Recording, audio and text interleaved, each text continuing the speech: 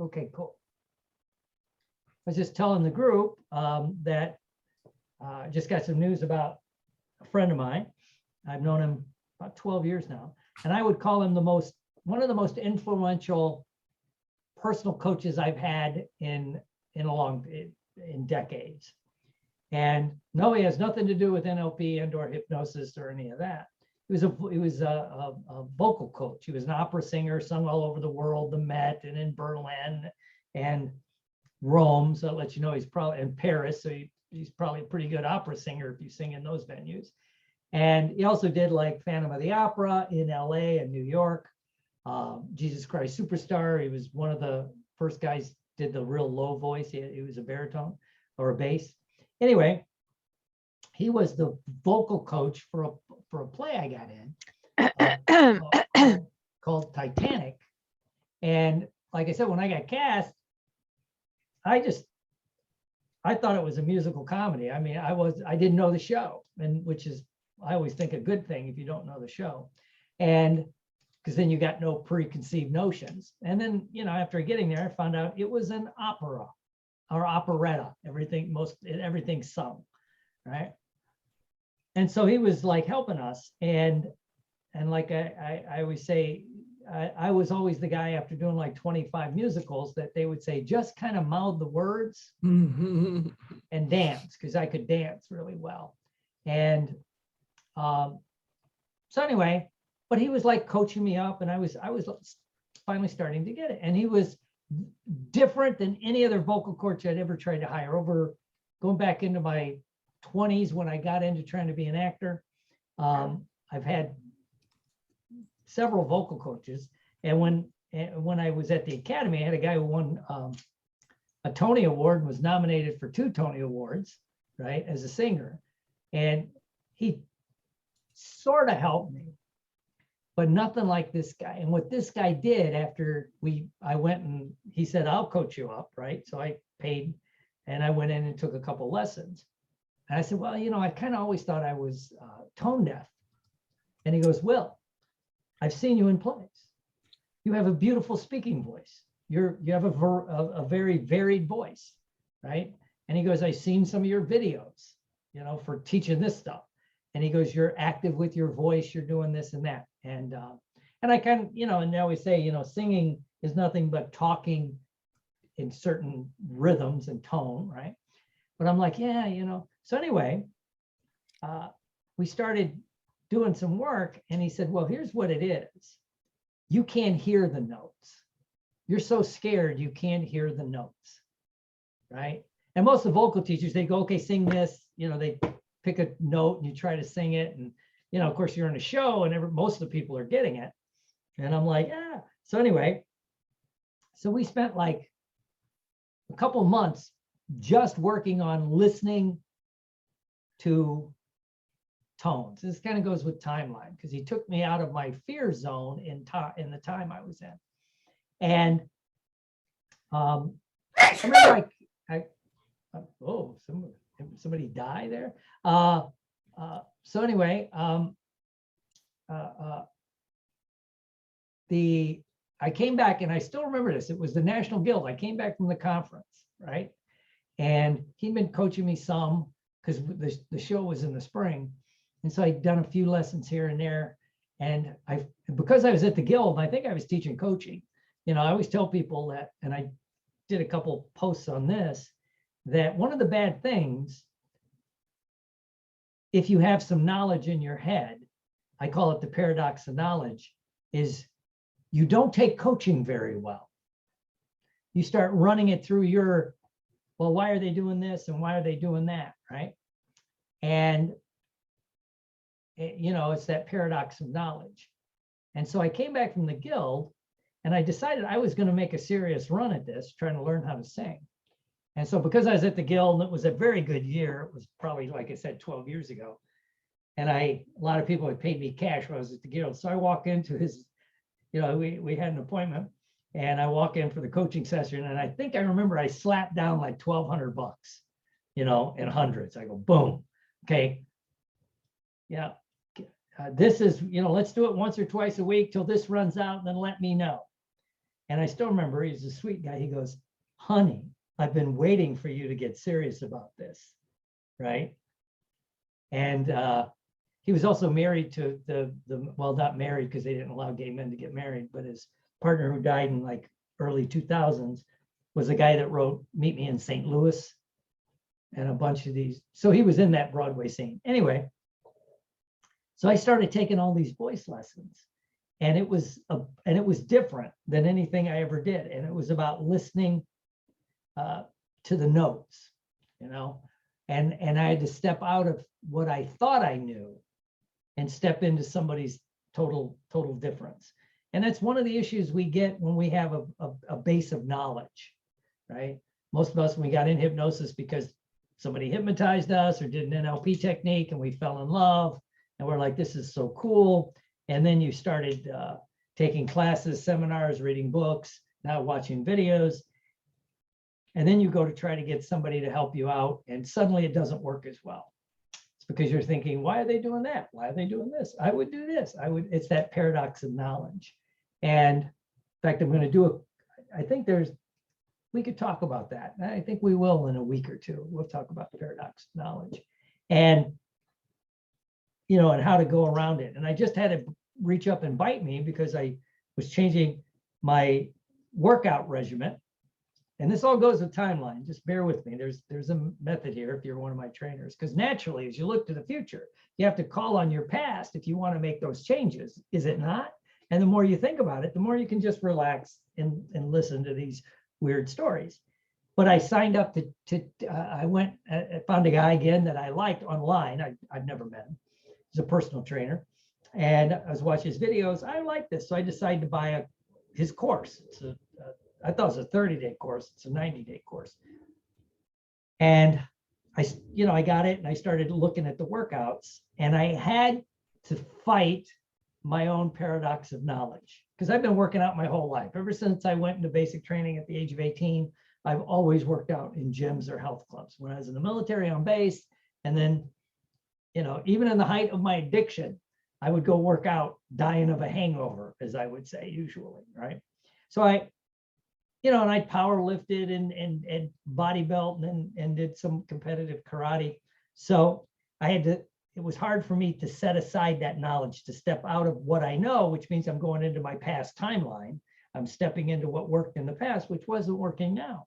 And so look, I just got to do what this guy's telling me to do, follow the coaching. And I know as a personal coach, especially, I've been blessed and or cursed, depending how you look at it, ladies and gentlemen. With most of the people I coach are hypnotists, NLPers, or psychologists. And I used to do a lot of alcohol and drug counselors, right?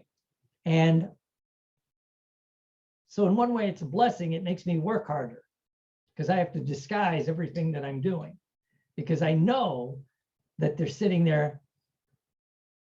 A lot of them are analyzing, like, why is he doing this? Why is he doing that? You know? And so I have to pull them out of their timeline, which leads us into what we're doing today, which is some more timeline techniques. It's part 3, right? And again, when you get into timeline, I love it. I use it a lot in disguised ways usually. But I'm always saying lately, it's not the will to win that people need. We all want to win. Whatever we're trying to win at, in a relationship, in your business life, in your personal life, weight loss, whatever it is, right? But do you have the will to do the little things you need to do to stay self-motivated when things are down, right? Do you do the things that when no one's around? It's easy to, if you hire a personal trainer and you're at the gym, you'll work out when he's there or she's there. But will you do it when they're not there, right? Or you're following I just had somebody call me for a little thing, and they're like, yeah, my wife and I were both on this diet, losing weight, and we were doing really great, well, COVID, so they're not traveling like eating out like they used to. He goes, but now I'm back traveling a little bit for work, and I'm finding myself getting back into the bad habits. And to me, that would kind of go into that, having the desire to do it, to stay self-motivated. Because it was easy probably for him when his wife was around, but all of a sudden it's the old like, ooh, nobody's here, right? So can you stay self-motivated? And that's what we're going to tie into today. We're going to give a technique to help you stay self-motivated. Yes, as weird as I talk, there is a loop in here somewhere if you're into loops. And again, if you want to contact me, nfnlp.com, drwillhorton.com, which that website will be totally relaunched in the next few weeks. I'm changing what I do and how I do it. And of course, nfnlp.com is the site for the NLP and hypnosis stuff. So let's start with asking ourselves, what can I learn new today? How can I apply this information personally and professionally? And as always, how can I enjoy this class? How can I enjoy this? All right. And again, now let's jump into TimeLine, right?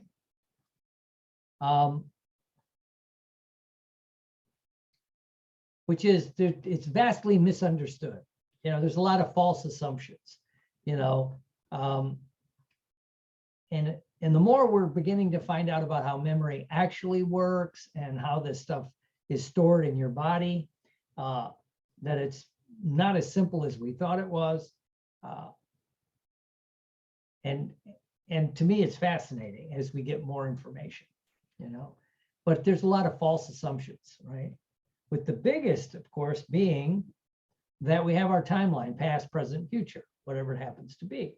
Like maybe your past is off to the left, that's very common with your future or your present right here and your future off to the right a little bit, or your past behind you, you're kind of in the now and your future goes in front or up or maybe off, right? Because we've been trained in our current culture to use time. Right. And that mainly has to do with, the Industrial Revolution, where all of a sudden it was important to be somewhere at 8 o'clock or noon or whenever your shift started, right? Before that, it wasn't as important. Native cultures had different concepts of time. They talk about this, the seasons or the cycles of the sun. But your brain can adapt to different things, right? And basically there's there's through time where you see your past is off to one side, your present's probably right in front of you, your future goes off to the other. And it could be any combination of that, or your past is behind you or to the side. You're in the now and your future goes off. But it's as varied as people can be, right?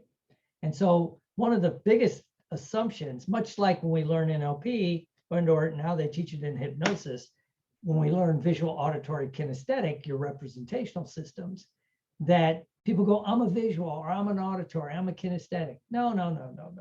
You use all of them, right? You use all of them. It just depends on context and maybe even the content. It will change how you're doing things, right? So what can we talk about today? So that's just some basics of timeline, right? And you can move your timeline around. There is no right, there is no wrong timeline. People were asking about, could you change timelines? Yeah, And usually this is one, even when you just explain it a little bit to a client, if you're coaching or you're a hypnotist, once you explain it, it opens up the ability to change it. Much like when people learn visual, auditory, kinesthetic, for those that wish, you can begin to be more flexible. You don't use visual 80% of the time or whatever it is. Once you become aware of it, you can see it, hear it, feel it, smell it, taste it, touch it, right? And it's the same with timeline. With the biggest question being, does it work for you? All right? Does it work for you? Right? And you can teach people to step in and out of time. And that's what we do with a lot of our techniques in hypnosis that have been around forever, even before they were starting to work with timeline. I always think of weight loss. There was a script. God, this goes back probably, I don't know how old the script is, but it says, okay, so you think you're hungry, pull back and see, are you really hungry? Or when you're opening the refrigerator, step back and go, am I really hungry? Right? And that's pulling you out of the timeline. Does that make sense to everybody? Because if you're in it and you think you're hungry or you're going to eat and you're in the moment, it's easy. When you're totally in the moment, you may not be thinking about any repercussions for the future, you know. And so just by pulling back, right, and seeing things differently. So today, a couple quick things. Timeline for regression and memory, right? First of all, when you use timeline, past, present, future, it's a roadmap to do regressions a little bit differently. In the classic way, which was the affect bridge, have people step into a feeling and you anchor the feeling and let that feeling drive you back into maybe into an earlier memory.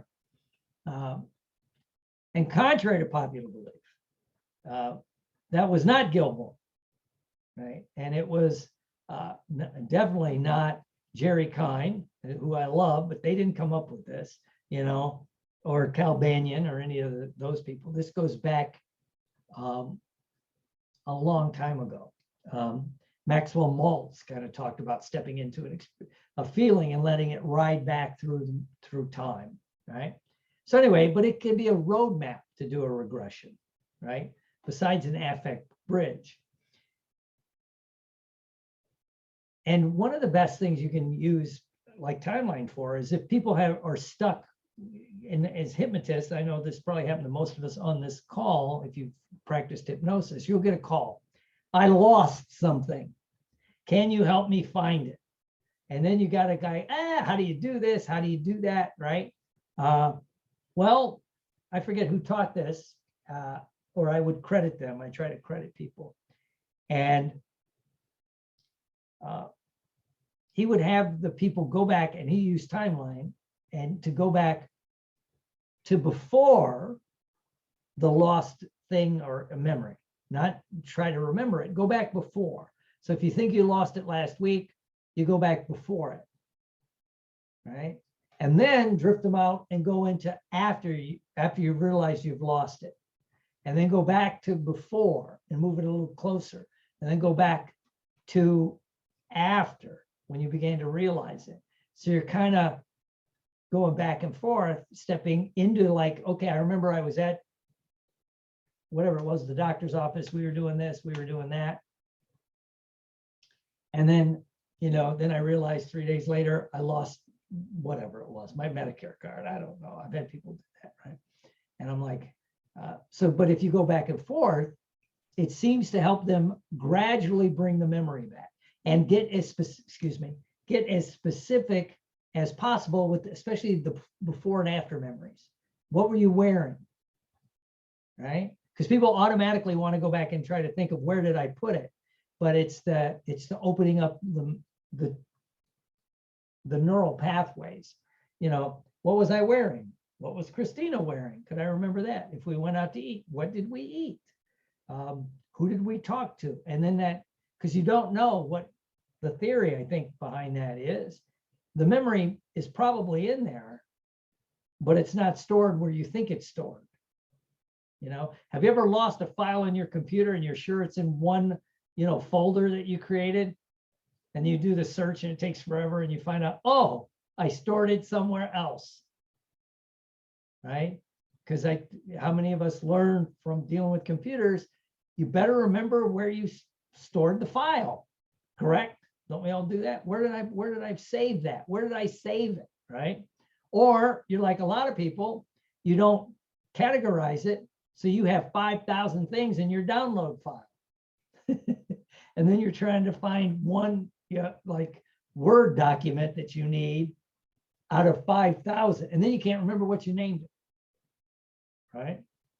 And it's the same thing if you use, if you explain this to people about memories and how your mind works, that if you know something's going on, if at all possible, you know, put it in a place in your memory where you can remember it, right? There's a phenomenon in memory called threshold memory. I talk about that a lot, threshold memory. And here it's this. Have you ever thought about, like, I need to get something at the store? You open the refrigerator, you look in the cabinet, you know, I need to get X, Y, or Z, right? And then you go to the store.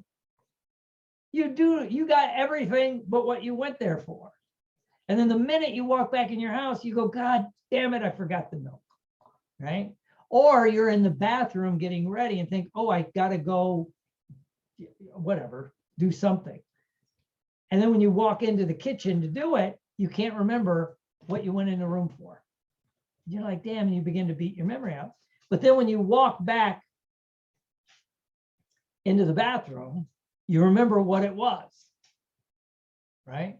Especially if as you're walking out to go do it, you squirrel, you get a distraction. And then your mind can't remember it, right? It's called threshold memory. You remember, you were thinking about something in a certain threshold, the bathroom or standing at the kitchen. You didn't think about it where you needed to do it, right?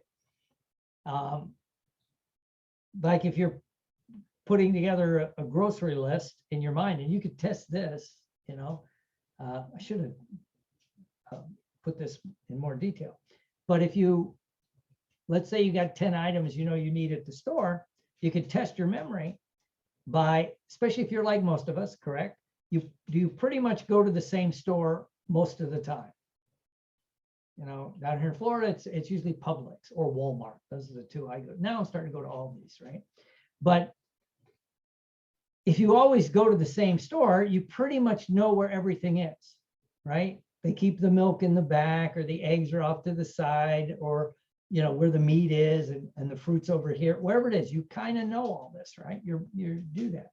So as you're getting your grocery list together, you imagine yourself picking up the item in that spot in the store, or as you walk through the threshold of the store, like when the doors open, whoosh, and you're walking in, you think, okay, first I'm going to go to the right, and then I'm going to go get the fruit, then I'm going to go to the back where the milk is and the cheese, then I'm going to go over here, and then I'm going to go over there. And you kind of imagine it, and you place it in the threshold where you're going to do it, not just standing there thinking, you know, a list, right?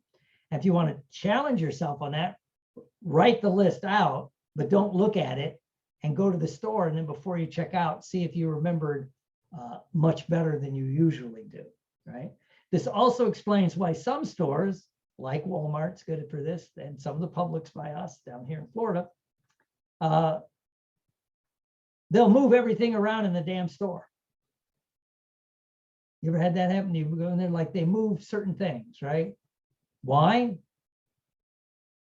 So then you have to, you can't set it in your mind. If you think, okay, I need to go get milk, and I know they always keep the milk there, and then they just flip it to the other side, now you can't remember it. And will you throw shit in your cart as you're walking through the store, right? It's one of the reasons Walmart did this really cool thing. If you've ever been to a Walmart, you know how there's shit laying around all over, there's pallets, and there's, you know, they're constantly stocking the shelves while you're there, as opposed to they do it at night, but it looks disorganized, right?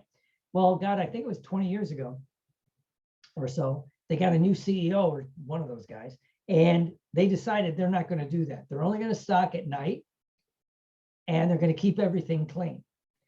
People liked the store better, but sales went down,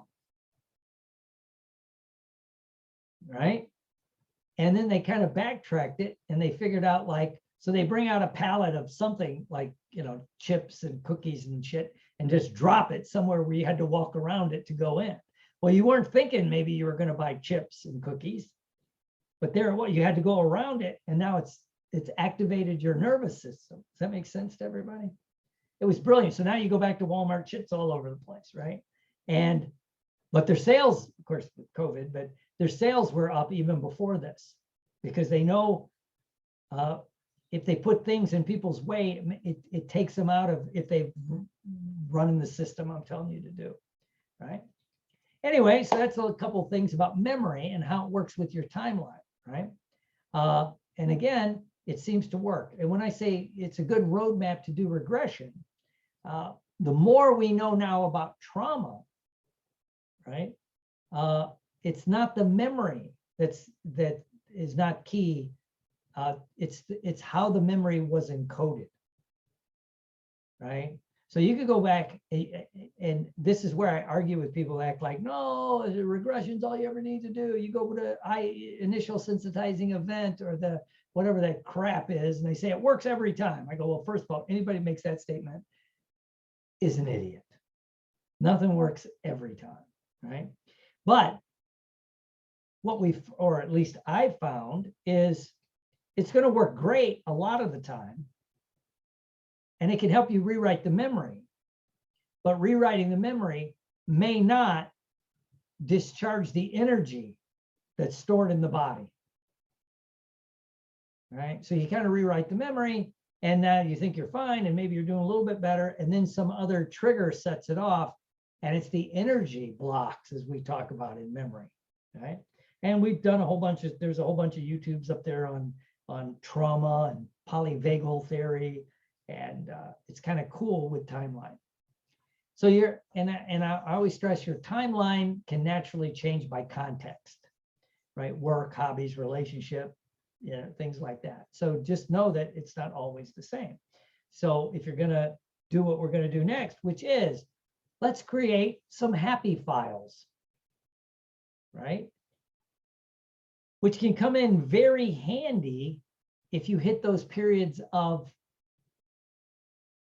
I don't want to say necessarily depression. I don't like the term depression, but melancholy, that's a better word, right? Where you're like, meh, or you can't get motivated. At the beginning, I talked about being self-motivated, right? And if you need to draw on that, how can you do that, right? How can you get through this current time where there might be a challenge, whether it's a physical challenge or relationship challenge or a business challenge, right? Of course, when you're in it, all you see is usually the challenge, right? So while things are okay, create some happy files, right? And I would say get context specific. And what I mean by that is like, get a happy file for business. The time you closed a big deal. The time you started a new project and it worked, right? It's kind of like when we talk at the beginning, we did the first week, and then the second week, we did the advanced version of Success Track. This is just you go and access your happy file, right? So you get like, like maybe 3 times you've had a great success in business. Right. And the work you had to do to get there. I always stress the work you had to do to get there. Right. And so it's like, oh, great. Yes, I started this new project. Or I remember the first time I went and had to give a talk at a conference, I was batshit terrified. When I gave my first NLP training at the National Guild, because names people here may not remember, but George B.N. was sitting in that room. Martin sat in that class a lot. Elsom, Michael Elner, Peter Bloom, all these people sat in that class. And this is my first, I'm out of the gate, man. I hadn't even popped my cherry yet. And here I am. I've got these, these people that were, excuse the crude language, but there I am. And it's like, I was a little bit verklempt, as they would say. And it went great, right? Several of them became my trainers, right? So it's a happy business thing that I was trying something different, and giving a talk and had a lot of fun with it, right? And I can still remember that, right? And so you could have 3 or 4 of those, whatever it is. Maybe you started a business and it was going down the path, and maybe you shifted a little bit and things went great. Whatever it is, these are your happy times that got you through, and so you just access those so you can. If you're in the melancholy or the dumps about something in business, you access those happy memories.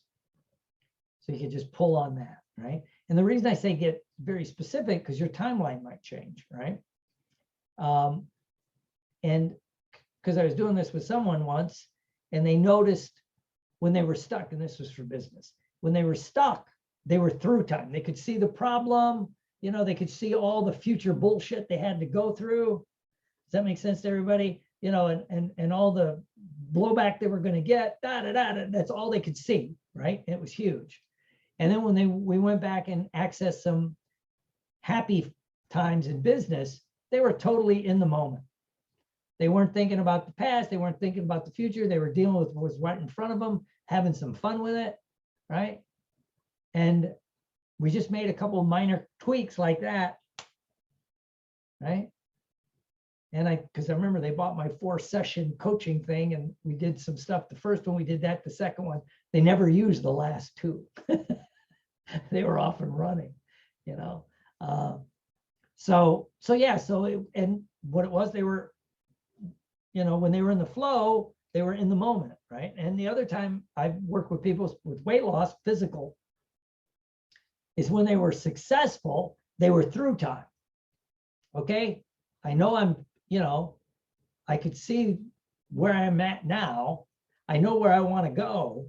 And so I got to change my diet now or my exercise to get there. So they were stepping out of it, right? And where they were stuck then was they were in the moment. That's what happens a lot at the holidays. People wonder why people gain weight at the holidays, right? You're in the moment, right? Maybe you're really in the moment, enjoying being with your friends or family, right? So you're just like, you're not thinking, you're mindlessly eating because you're in it, you're not thinking about it. Does that make sense, right? Or you could even be pissed off. You don't want to be around your family, but you're there and you're stuffing your mouth so you're not saying stuff, right? But either way, you're kind of in, you know, you're too much into it. You're not back. And the person I worked with, when they went into the holidays, you know, the rest of the year, they were pretty linear about their diet. They planned out their day. They knew what they were going to eat. They could easily see themselves telling people, nope, I'm not doing that, right? And they came to me because they're like, I don't want to gain weight this holiday season. I said, well, and it just kind of, we stumbled across it and it worked, right? And you could create happy files for your relationship. You know, you ever hit those bumps in your relationship? And those of us been married a long time, usually can admit you might have had some bumps in your relationships, right? You know, that's why we keep the guns in the other room. Yeah, sorry. But yeah, so you could go back and think about good times in a relationship, maybe health. This is a good one, right? And in fact, Michael Elner did one about, he called it the healing strategy. You go back in time in your past and you think about a time your body healed, right? And if you're stuck now, okay, like I've got whatever, my back hurts, but I remember a time I broke my leg, and you go back and you access that where my body healed the leg. It took a little bit of time, but this, and this happened. And so you could bring those past healings into your now. Right, so you can do it for health.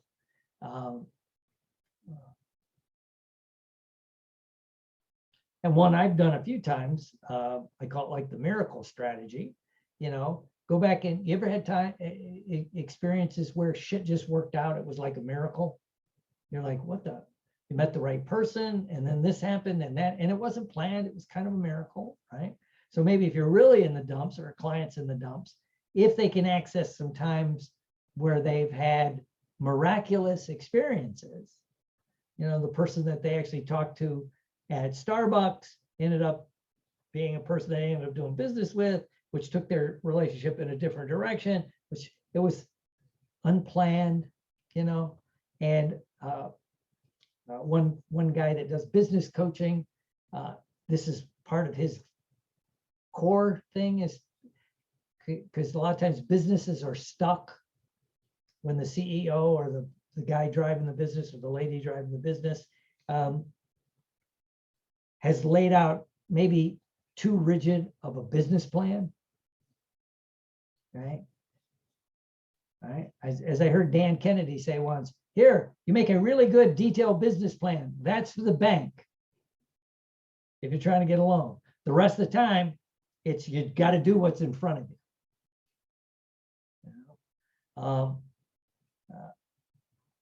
Because I heard his story once where he was talking, he never thought he was going to be doing seminars and teaching. If you know who Dan Kennedy is, the the marketing guy. And it's just like, he just thought he would end up, he had his little career planned out. And he's going to become a, vice president, president of sales for Fortune 500 company. And he ends up becoming a multi-millionaire teaching sales and marketing. And he never set out to do that, right? And so maybe you have times in your life where it was kind of miraculous, kind of a miracle, right? Last week, we talked a little bit about when people right now seem to be stuck in what the term is dyschronometria, where your time's out of alignment, right?